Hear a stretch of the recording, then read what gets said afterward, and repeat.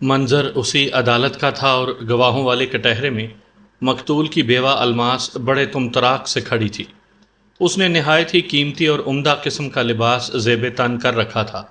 میں نے اس کے حسن و جمال کی جو تعریفیں سن رکھی تھیں وہ اس سے کہیں بڑھ کر تھی۔ الماس نے سچ بولنے کا حلف اٹھایا اور اپنا مختصر سا مگر انتہائی جذباتی بیان ریکارڈ کروایا۔ پھر وکیل استغاثہ کی ہلکی پھلکی جرح کا سامنا کرنے لگی۔ گزشتہ پیشی پر میں نے فیض احمد پر جرح کے اختتام میں اپنے موکل کے لیے جو حفاظتی دیوار کھڑی کی تھی اس نے وکیل استغاثہ کو کافی حد تک پریشان کر دیا تھا، اور یہ پریشانی اس وقت اس کے سوالات سے بھی پوری طرح عیاں تھی۔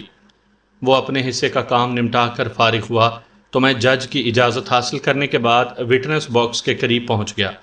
آج میں دل میں یہ سوچ کر عدالت میں داخل ہوا تھا کہ الماس پر جرح کے دوران میں اس کیس کا پانسا پلٹ کے رکھ دوں گا۔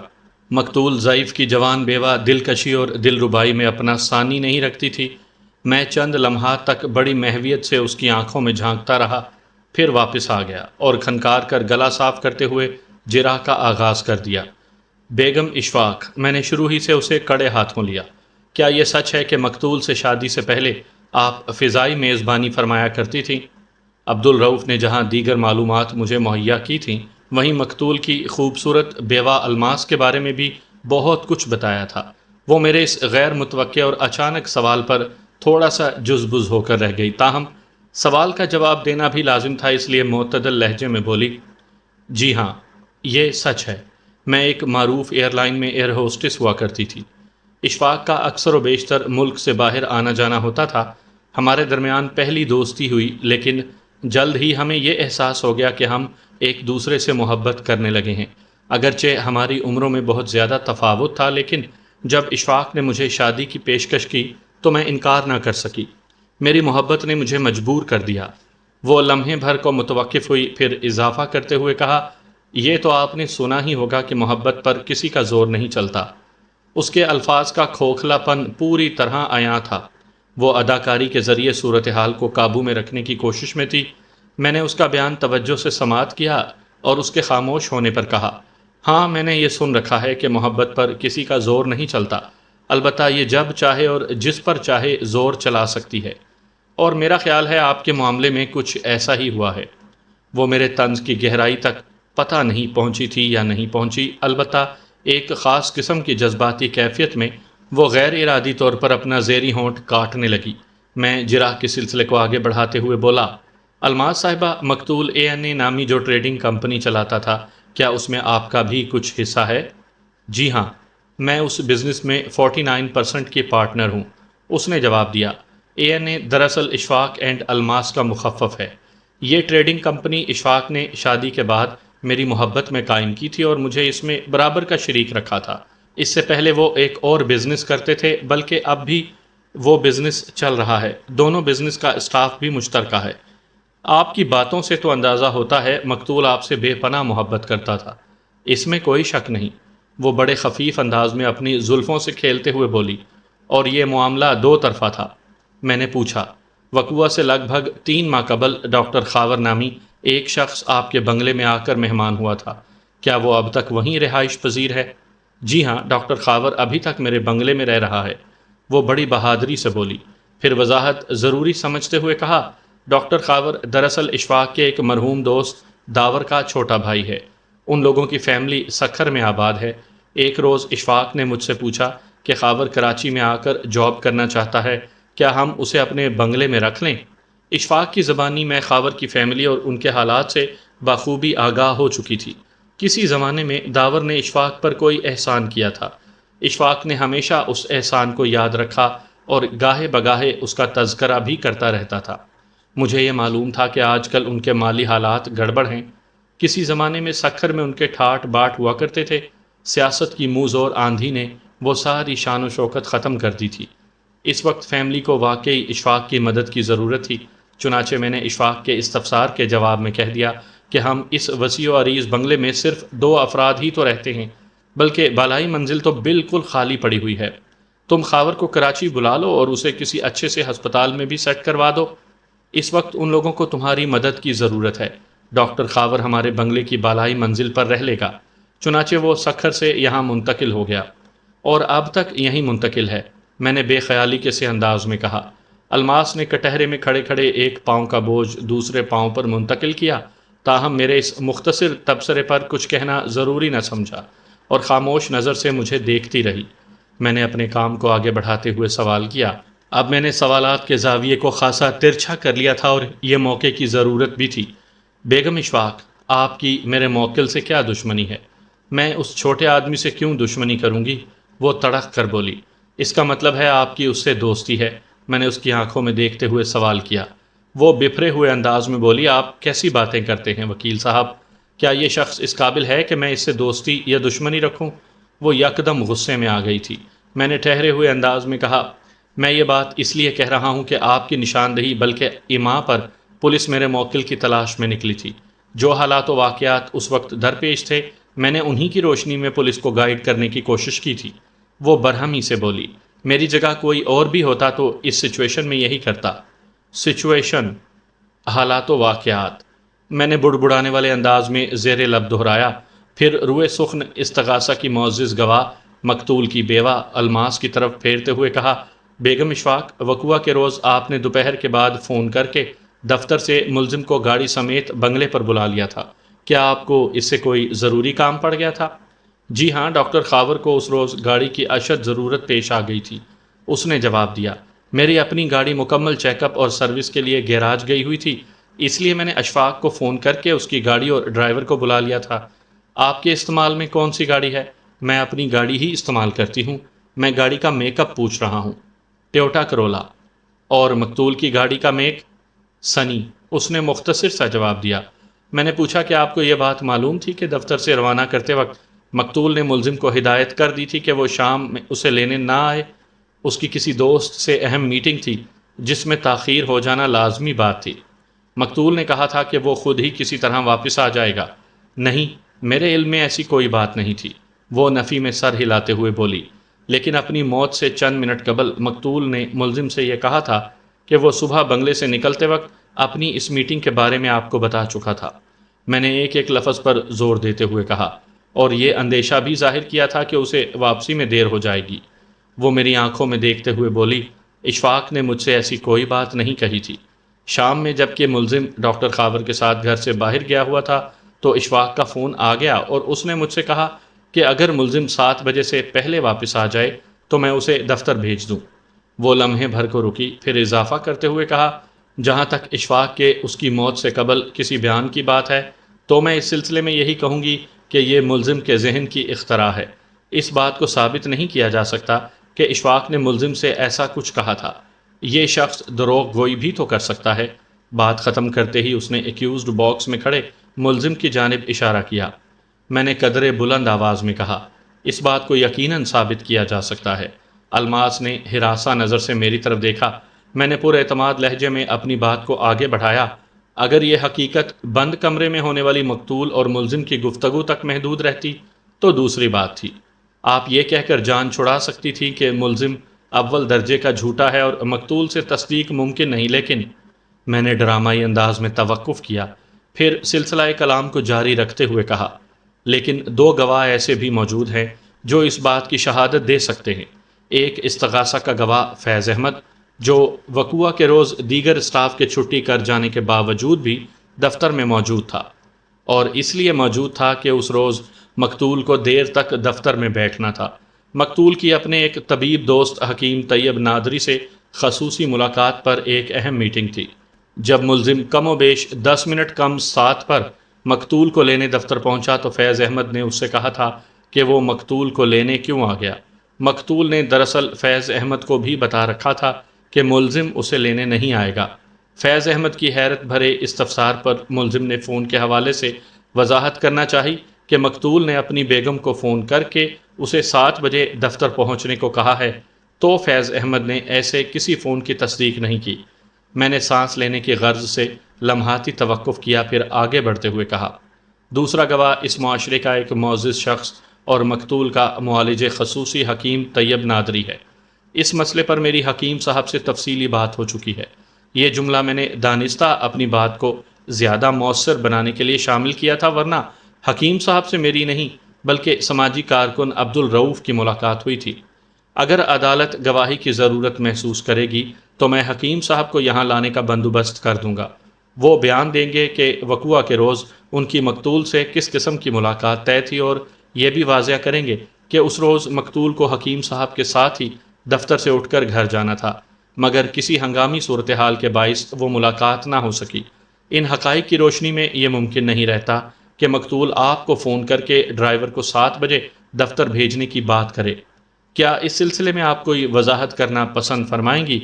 میں کسی بھی سلسلے میں کوئی وضاحت کرنا ضروری نہیں سمجھتی، وہ اکھڑے ہوئے لہجے میں بولی۔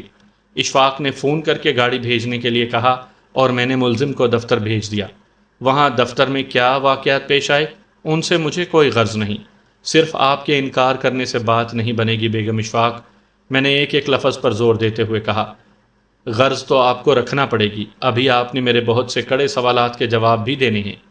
وکیل استغاثہ موقع محل کی نزاکت کو دیکھتے ہوئے بول اٹھا، مجھے سخت اعتراض ہے جناب اعلیٰ، میرے فاضل دوست غیر ضروری باتوں کو زیر بحث لا کر معزز گواہ کو زچ اور عدالت کے قیمتی وقت کو برباد کرنے کی کوشش کر رہے ہیں۔ انہیں اس بات کی ہدایت کی جائے کہ گواہ سے صرف اور صرف متعلقہ سوالات ہی کریں۔ میں نے جج کی طرف دیکھتے ہوئے کہا، یور آنر، میں نے اب تک گواہ سے کوئی بھی غیر ضروری یا غیر تعلق سوال نہیں کیا۔ میں گراؤنڈ بنا رہا ہوں اس عمارت کے لیے جو آگے چل کر میں استغاثہ کے خلاف تعمیر کرنے والا ہوں۔ جج نے مجھے جرا جاری رکھنے کی ہدایت دے دی۔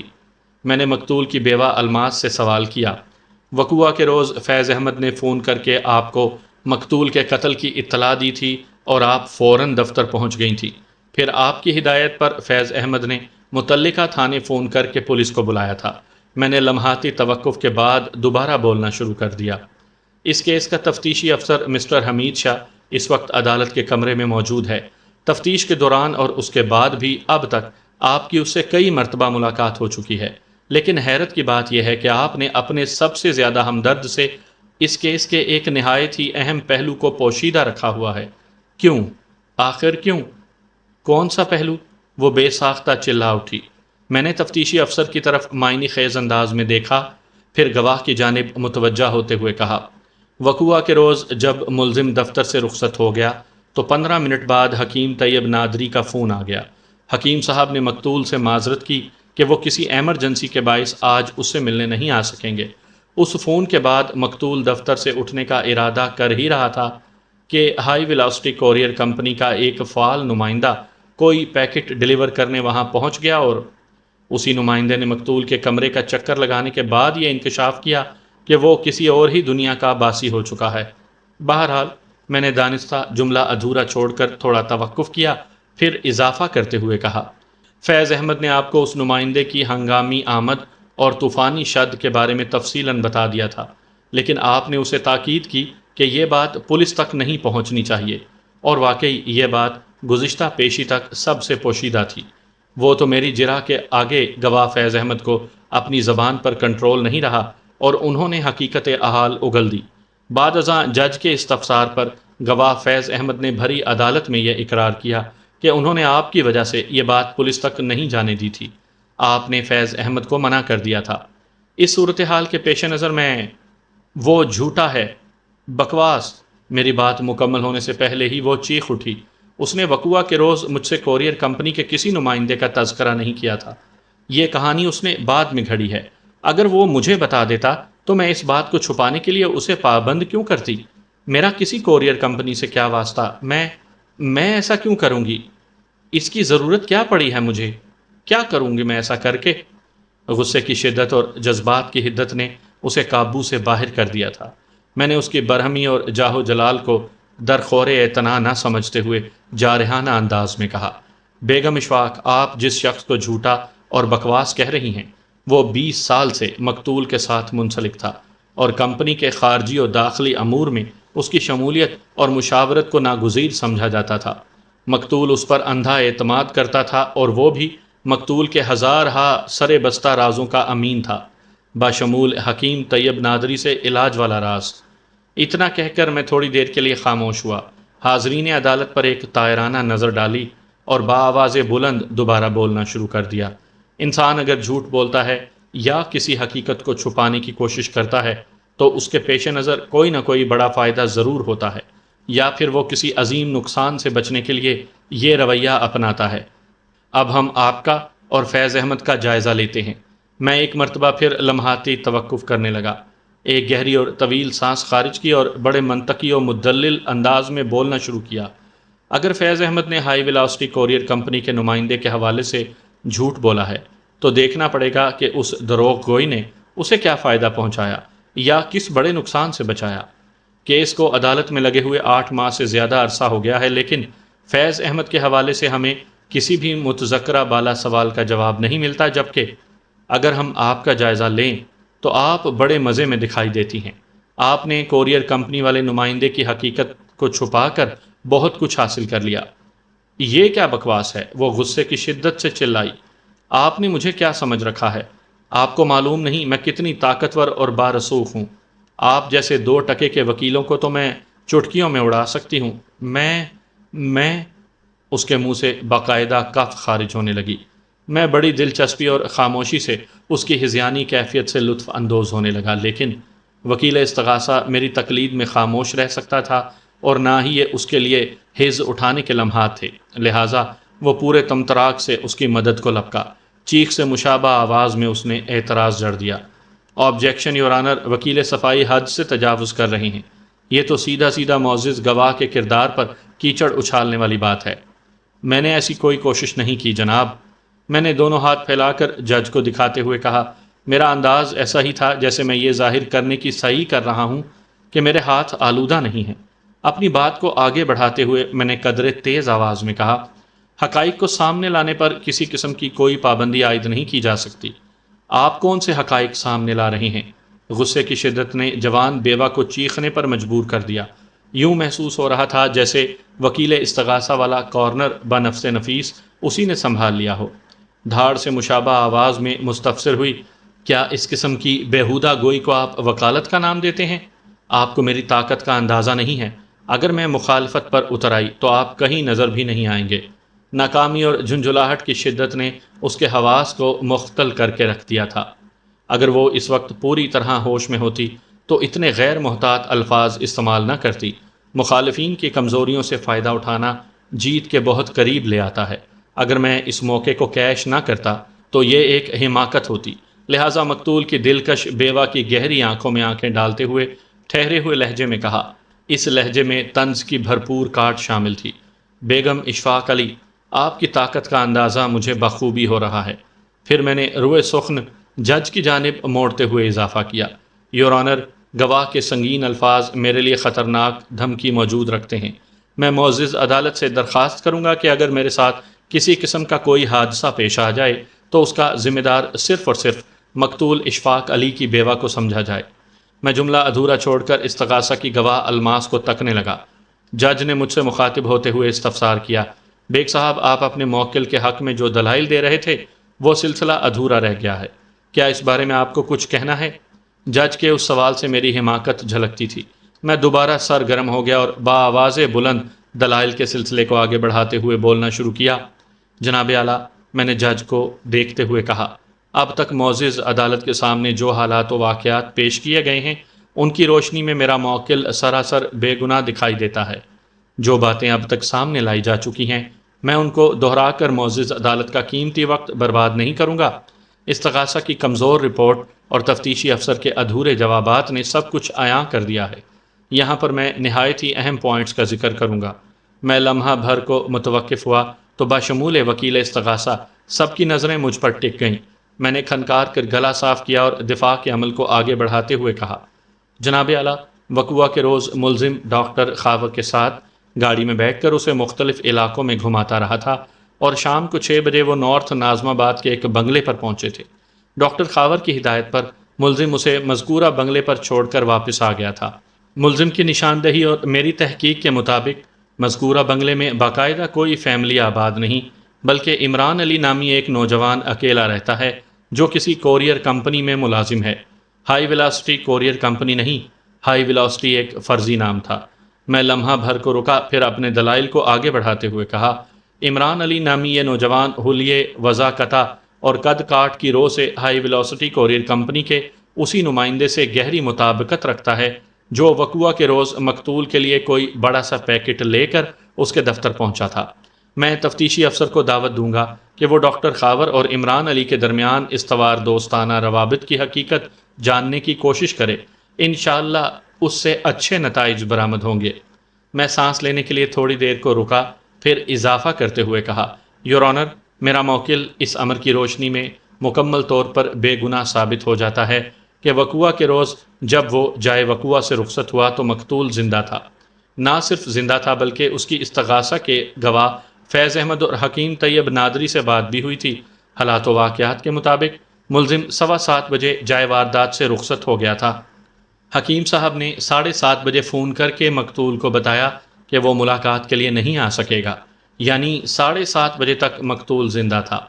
اس کے بعد صرف ہائی ویلوسٹی کوریئر کمپنی کا نمائندہ ہی وہاں پہنچا اور اسی نمائندے کی زبانی فیض احمد کو پتہ چلا کہ اس کا باس دار فانی سے رخصت ہو چکا ہے۔ یہ حقیقت استغاثہ کے گواہ فیض احمد نے مقتول کی بیوہ کے ایما پر پولیس سے چھپائی تھی، لیکن میری محنت کے نتیجے میں یہ حقیقت آشکار ہو چکی ہے۔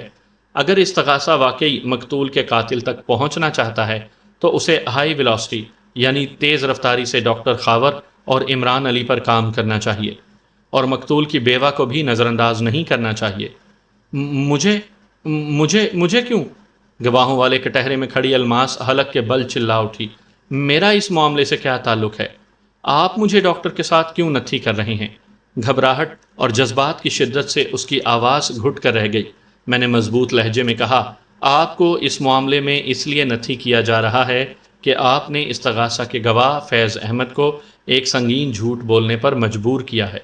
گویا ایک اہم حقیقت کو چھپا کر تفتیش کو غلط رخ پر ڈالنے کی کوشش کی ہے، جس سے یہ ثابت ہوتا ہے کہ آپ نے اصل قاتل کو بچانے کی بھرپور تگ و دو کی ہے، اور یقیناً آپ نے یہ سب کسی بڑے فائدے کے لیے کیا ہوگا۔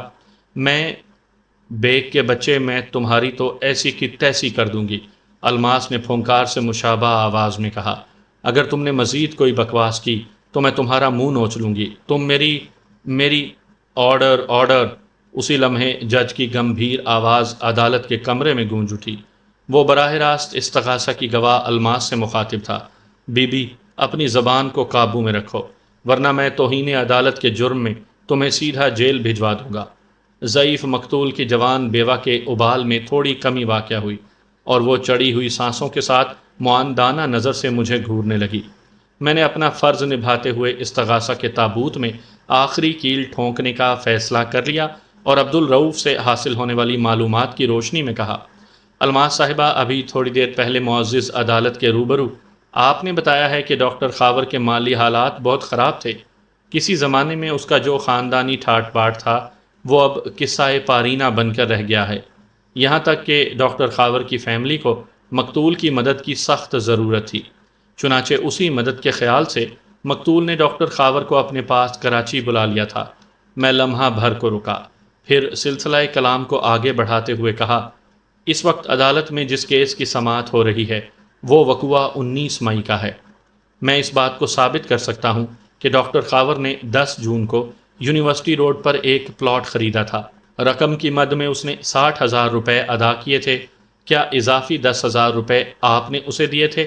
اور یہ بھی بتائیں کہ باقی کے 50,000 روپے اس کے پاس کہاں سے آئے؟ یہ تو آپ، وہ لڑکھڑاتی ہوئی آواز میں بولی، ڈاکٹر خاور سے ہی پوچھیں، میرا اس معاملے سے کیا تعلق؟ ڈاکٹر خاور کو بھی عدالت میں بلا کر یہ استفسار ضرور کیا جائے گا کہ مالی تنگی اور دگرگوں حالات میں اس نے ایک پلاٹ کی خریداری کے لیے 60,000 روپے کا بندوبست کہاں سے کیا۔ آپ سے تو میں اس لیے پوچھ رہا ہوں کہ آخر کو ڈاکٹر خاور آپ کا مہمان تھا، اب تک وہ ایک مہمان کی حیثیت سے آپ کے بنگلے میں ٹھہرا ہوا ہے۔ کیا میں غلط کہہ رہا ہوں؟ بات ختم کرتے ہی میں نے تیز نظروں سے اس کی آنکھوں میں گھورا۔ وہ تل ملا کر رہ گئی، پھر نفرت بھرے لہجے میں بولی، آپ کے فضول سوالات کا میرے پاس کوئی جواب نہیں۔ اس کا یہ رویہ ظاہر کرتا تھا کہ وہ دانستہ حقیقت سے آنکھیں چرا رہی ہے۔ عدالت میں الماس کے اس عمل کو خاص طور پر نوٹ کیا گیا۔ میں دوبارہ اس کی طرف متوجہ ہو گیا۔ میں نے چبھتے ہوئے انداز میں اسے مخاطب کرتے ہوئے پوچھا، بیگم اشفاق، آپ کے شوہر کو 19 مئی کی شام قتل کیا گیا۔ کیا آپ معزز عدالت کو بتائیں گی کہ آپ نے عدت کی مدت کب پوری کی؟ میں ان بیہودہ رسموں کو نہیں مانتی، وہ جھنجھلاہٹ آمیز لہجے میں چیخی۔ عدالت میں چہ مگوئیوں کا شور بلند ہوا۔ استغاثہ کی گواہ نے انتہائی غلط حرکت کی تھی۔ عدت کے حوالے سے اس نے جن الفاظ کا استعمال کیا تھا انہوں نے حاضرین عدالت میں ایک شور سا مچا دیا۔ ہر طرف سے مخالفانہ آوازیں بلند ہونے لگیں۔ جج نے اپنی مخصوص آواز کے بل بوتے پر وہاں موجود افراد کو خاموش کروا دیا، تاہم ان کے چہرے تمتمائے ہوئے تھے اور ہر آنکھ سے اشتعال جھلکتا تھا۔ عدالت کا وقت ختم ہونے میں صرف چند منٹ باقی تھے، مگر جج نے لوگوں کے مشتعل جذبات کے پیش نظر عدالت کو برخاست کرنے کا اعلان کر دیا۔ سامعین کرام، آپ سن رہے ہیں مرزا امجد بیگ ایڈوکیٹ کے لڑے گئے مقدمات میں سے ایک دلچسپ مقدمہ جس کا نام ہے آتش بدن۔ یہ اس سلسلے کی آخری قسط ہے۔ مجھے امید ہے آپ کو میری یہ کاوش پسند آئی ہوگی۔ آپ نے اگر ابھی تک میرا چینل کہانی گھر سبسکرائب نہیں کیا تو ابھی میرے چینل کو سبسکرائب کر کے بیل نوٹیفیکیشن آن کر لیجئے تاکہ آنے والی ہر نئی کہانی کی اطلاع بر وقت آپ تک پہنچ سکے۔ آئندہ پیشی پر عدالت نے میرے موکل کو باعزت بری کر دیا۔ میں نے گزشتہ عدالتی کارروائی میں جو دھماکہ خیز انکشافات کیے تھے ان کی روشنی میں جج نے ڈاکٹر خاور، عمران علی اور الماس کو شامل تفتیش کر کے پولیس کو جلد از جلد نیا چالان پیش کرنے کی تاکید کر دی۔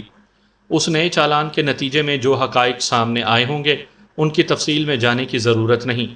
مجھے یقین ہے آپ معاملے کی تہہ تک پہنچ گئے ہوں گے۔ جاتے جاتے اتنا ضرور کہوں گا، نوجوان اور حسین و جمیل بیویوں کے بوڑھے شوہروں کو اپنے ماحول پر گہری نگاہ رکھنی چاہیے، خاص طور پر اگر وہ کسی نامحرم جوان مرد کو اپنے یہاں مقیم کرنے کے بارے میں سوچ رہے ہوں تو اس سوچ سے پہلے 1000 بار سوچ لینا چاہیے، ورنہ پھر ایسے ہی نتائج برآمد ہوتے ہیں جیسا کہ اس کیس میں دیکھنے کو ملا۔ انسانی جبلت بڑی خطرناک شے ہے، فطرت کے تقاضے ہر حال میں پورے ہو کر رہتے ہیں۔ آتش بدن کی منہ زوری اور سرکشی سے انکار ممکن نہیں۔